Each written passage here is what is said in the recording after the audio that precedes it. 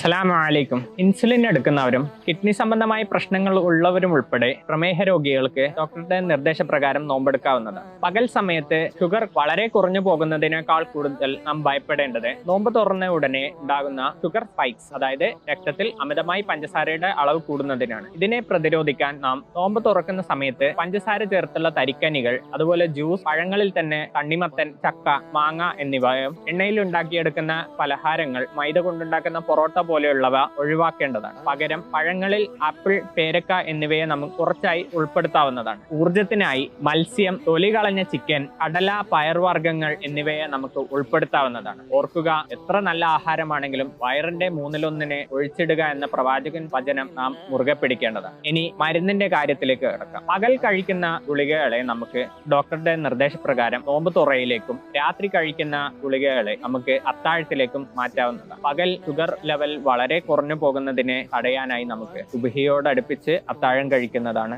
നല്ലത്.